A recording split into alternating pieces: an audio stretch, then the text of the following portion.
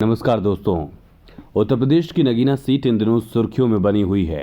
Azad Samaj party के नेता चंद्रशेखर आजाद ने इस सीट से पहले ही चुनाव लड़ने का ऐलान कर दिया था और अब बहुजन समाज पार्टी ने इस सीट पर ऐसी चाल चली कि सब हैरान परेशान हो गए हैं। बहन जी मायावती ने यहां से मौजूदा सांसद गिरीश जाटव को बुलंदशहर से टिकट दे दिया है और उसके बाद कयास लग रहे थे कि मायावती यहां किसी और मजबूत चेहरे को उतार रही हैं। नगीना सीट से 2019 में सपा बसपा गठबंधन की ओर से गिरीश जाटव चुनाव जीते थे, लेकिन अब बहन जी ने एंटी इनकम्बेंसी की डर की वजह से इस सीट पर अपना प्रत्याशी बदल दिया है। गिरीश जाटव को बुलंदशहर भेजा गया।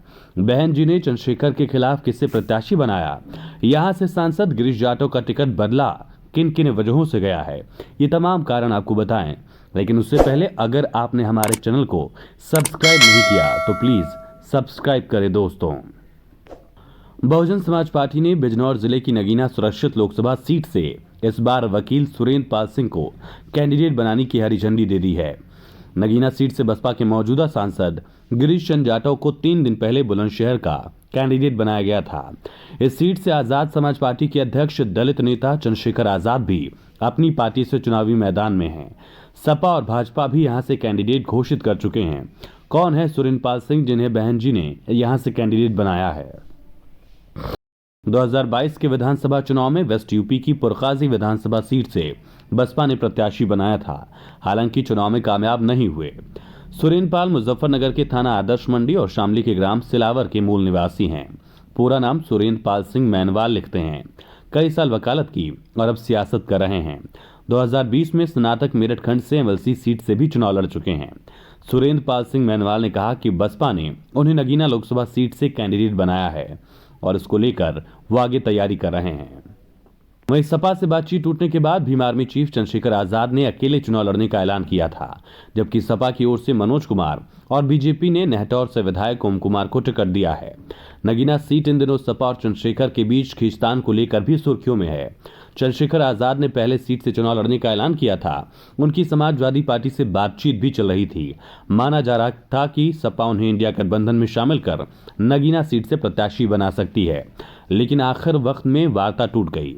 दरअसल अखिलेश यादव चाहते थे कि चंद्रशेखर सपा की सिंबल यानी साइकिल पर चुनाव लड़ें, लेकिन चंद्रशेखर इस बात पर लगातार अड़े हुए थे कि वो अपनी पार्टी के सिंबल यानी आजाद समाज पार्टी के सिंबल केतली पर ही चुनाव लड़ेंगे। इसके बाद चंद्रशेखर आजाद भड़क गए। उन्होंने अकेले ही अपने बलबूते पर चुनाव लड़ने का ऐलान कर दिया, क्योंकि उनको यहां समर्थन मिल रहा था। ये ऐलान किया कि पश्चिमी यूपी की उन जगहों पर भी वो अपने प्रत्याशी उतारेंगे जहां उनकी पार्टी बेहतर स्थिति में है। ऐसे में समाजवादी पार्टी के अध्यक्ष अखिलेश यादव की मुश्किलें बढ़नी तय हैं। वहीं नगीना से मौजूदा बसपा सांसद गिरीश चंद्र जाटव पार्टी संगठन का काम भी देखते हैं। इस बार नगीना से आजाद समाज पार्टी के अध्यक्ष चंद्रशेखर आजाद के चुनाव लड़ने के ऐलान के बाद से ही गिरीश चंद्र ने सीट बदलने के संकेत दे दिए थे। वो बुलंदशहर से लड़ने के इच्छुक थे और पार्टी हाईकमान यानी बसपा सुप्रीमो ने उनकी बात भी मानी और उनकी सीट भी बदली। बुलंदशहर भी सीट सुरक्षित है और यही वजह है कि गिरीश चंद्र वहां भी मजबूत दावेदार होंगे। यूपी की 17 आरक्षित लोकसभा सीटों में से एक नगीना लोकसभा क्षेत्र सबसे अहम है। नगीना लोकसभा सीट पहले बिजनौर में आती थी। 2009 के लोकसभा चुनाव से इसे अलग कर दिया गया था। इस सीट पर अब तक 3 बार लोकसभा चुनाव हुए हैं। तीनों बार के चुनाव में यहां अलग अलग पार्टी के प्रत्याशी जीतकर सांसद बने हैं।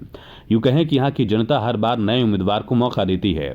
2024 में भी लोकसभा चुनाव में सभी दलों के प्रत्याशियों पर नजरें लगातार टिकी हुई हैं, लेकिन माना जा रहा है कि दलित मुस्लिम कॉम्बिनेशन की वजह से बसपा यहां दूसरे दलों पर हावी हो सकती है।